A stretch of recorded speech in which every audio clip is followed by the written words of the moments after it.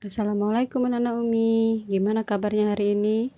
Mudah-mudahan masih tetap semangat ya, semangat puasanya, semangat mengikuti pembelajarannya. Nah, tema kita masih sama, yaitu tema air, api, dan udara. 2 hari yang lalu kita sudah membahas mengenai tentang air. Kemudian kemarin kita sudah membahas mengenai api. Sekarang subtema kita adalah tentang udara. Sebelum materi kita mulai, marilah sama-sama kita berdoa sebelum belajar. Mudah-mudahan materi yang Umi sampaikan bisa dimengerti oleh anak-anak Umi. Berdoa dimulai. Bismillahirrahmanirrahim. Raditu billahi robba wa bil islami dina wa bi Muhammadin nabiyya wa rasulah. Rabbi zidni ilma warzuqni fahma. Rabbi sahri sadri wa yassirli amri wahlul uqdatam min lisani yafqahu qauli. Amin. Pada subtema kali ini kita akan mempelajari mengenai pengertian udara, sifat udara, sumber udara, manfaat udara, dan bahaya udara. Tetapi sebelum kita mulai lebih jauh lagi, yuk kita sama-sama tepuk udara ya. Coba diikutin Umi ya. Udara. Udara itu terdiri dari huruf U, kemudian D, kemudian A, kemudian R, dan A. Nah, sekarang coba ya kita tepuk udara. U, D, A, R, A. Udara. Coba sekali lagi ya. Tepuk udara. U, D, A, R, A. Udara. Nah, sekarang Umi tanya ya, kira-kira ada yang tahu nggak ya, udara itu apa sih? Nah, udara adalah kumpulan gas yang ada di atmosfer bumi. Jadi, gas-gas yang ada di atmosfer bumi itu disebut udara ya. Udara itu tidak bisa kita lihat, tetapi bisa kita rasakan. Dan udara tidak berwarna dan juga tidak berbau. Sifat-sifat udara. Yang pertama adalah udara dapat memenuhi ruang. Nah, kita akan membuktikan benar gak ya udara ini dapat memenuhi ruang. Di sini kita akan melakukan percobaan. Nanti anak-anak Umi bisa ya melakukan percobaan di rumah kalau misalkan penasaran, minta bantuan sama mamanya untuk menyiapkan. Di sini Umi ada toples ya. Toples yang sudah berisi air. Toples yang sudah berisi air, kemudian kita siapkan. Di sini ada botol aqua ya, yang Umi potong 2. Kemudian dalamnya Umi berikan tisu. Tisunya diremas-remas, kemudian masukkan ke dalam botol ya. Jangan sampai jatuh ya tisunya ya. Kita masukkan. Nah, sekarang kita akan membuktikan sifat udara yang pertama, yaitu memenuhi ruang. Tutup botol aqua yang sudah dipotong. Sekarang kita akan masukkan ke dalam toples yang berisi air. Kita masukkan pelan-pelan ya. Nah, saat memasukkan botol ke dalam air, anak-anak Umi akan merasakan adanya tekanan. Nah, tekanan ini terjadi karena di dalam botol ini berisi udara. Jadi udara yang di dalam botol bertabrakan dengan daya air yang ada di dalam toples. Nah, ini sudah masuk. Kemudian kita angkat coba pelan-pelan. Nah, kita angkat ya.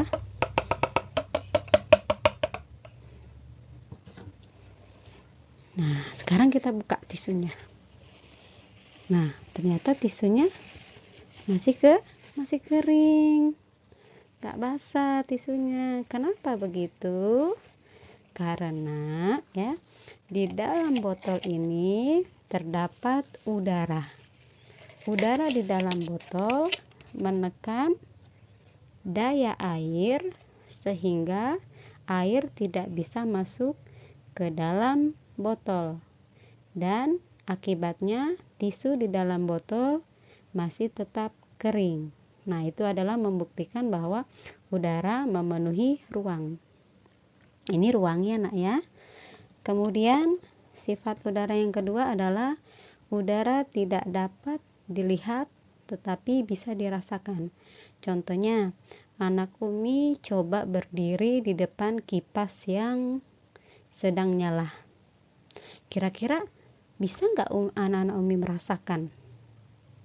Bisa ya. Jadi udara yang keluar dari kipas itu bisa kita rasakan. Rasanya seperti apa? Adem, sejuk ya. Tetapi bisa dilihat nggak udara itu? Tidak, udara itu tidak bisa dilihat, tetapi bisa kita rasakan ya. Jadi adem, jadi sejuk. Nah, itu adalah sifat udara yang kedua. Kemudian sifat udara yang ketiga adalah udara dapat bergerak. Contohnya, coba anak-anak Umi perhatikan ya, pohon. Kalau misalkan di rumahnya ada pohon, coba perhatikan pohon ya. Coba perhatikan daunnya, daun pohon. Kira-kira daun pohon itu kalau tertiup angin bergerak tidak? Bergerak ya, itu membuktikan bahwa udara itu dapat bergerak. Nah, sebenarnya sifat-sifat udara ini ada banyak ya, tetapi di sini Umi hanya menyampaikan 3 saja, biar anak-anak Umi setidaknya dapat mengetahui ya. Nanti di SD anak-anak Umi akan mempelajari lebih dalam lagi. Sumber udara. Nah, sumber udara ini ada 2, Nak, ya. Ada sumber udara alami dan ada sumber udara buatan. Sumber udara alami itu merupakan udara yang memang sudah diciptakan oleh Allah ya. Contohnya adalah udara yang setiap hari kita hirup.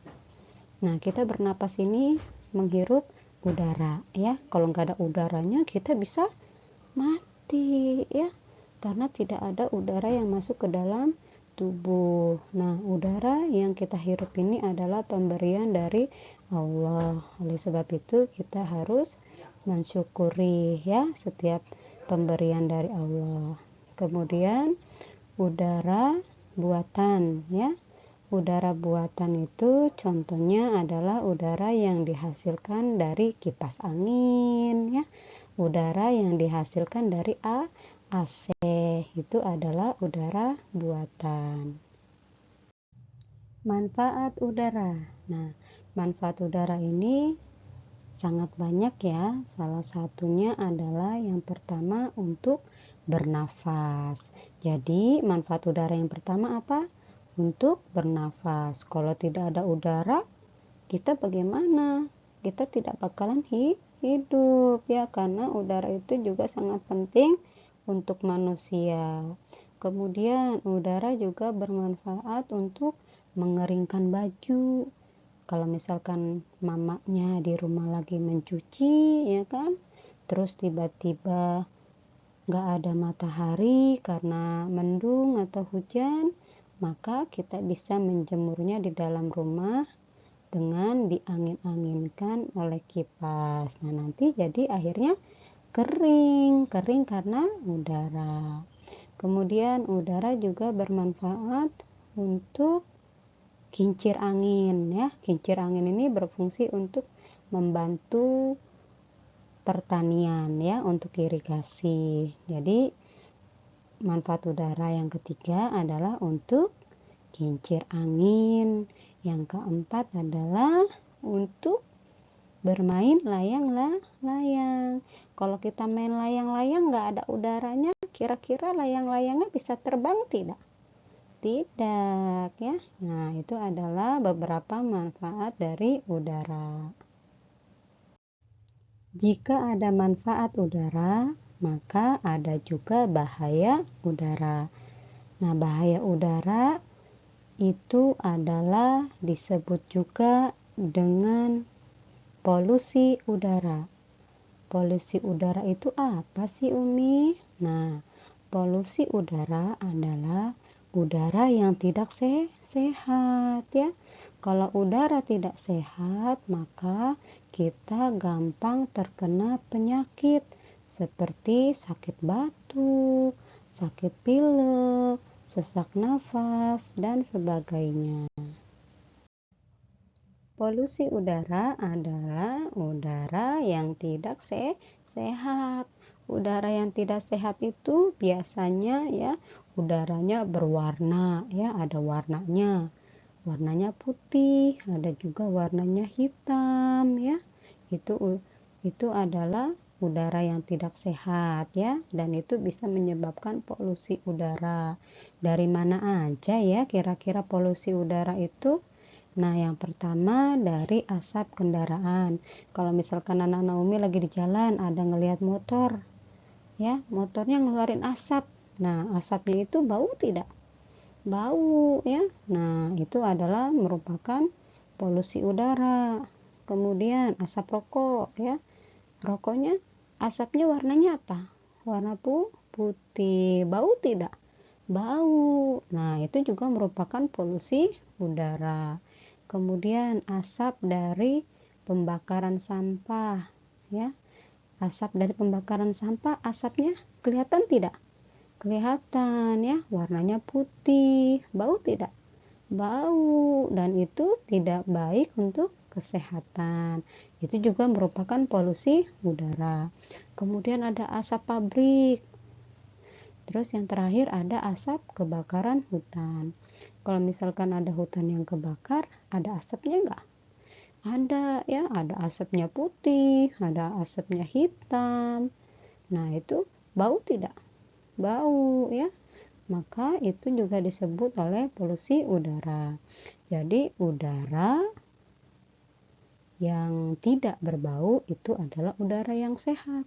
Tetapi udara yang ada baunya ya itu udara yang tidak sehat.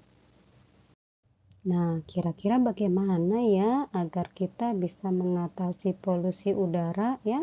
Karena kalau misalkan polusi udaranya banyak, itu bisa menyebabkan penyakit. Terus bagaimana dong? Biar polusi udaranya berkurang, biar nggak ada polusi udaranya. Maka kita harus menanam pohon ya. Kalau kita menanam pohon di rumah, maka rumah akan menjadi sejuk ya. Kemudian kita tidak boleh membakar hutan ya. Setelah itu kita juga harus membuang sampah pada tempatnya. Coba kalau misalkan anak Umi buang sampah sembarangan ya, apa yang terjadi? Sampah yang menumpuk akan menghasilkan bau ya. Selain bau juga nanti di banyak lalatnya, dikerubutin lalat, dan itu tidak sehat untuk dan tidak baik untuk kesehatan ya. Kemudian kita juga harus membersihkan lingkungan ya, baik lingkungan rumah maupun lingkungan yang ada di sekitar. Alhamdulillah, sampai sini dulu ya materi hari ini. Umi ucapkan terima kasih buat anak-anak Umi yang sudah mengikuti pembelajaran secara daring. Umi mohon maaf jika ada salah-salah kata. Umi akhiri. Assalamualaikum warahmatullahi wabarakatuh.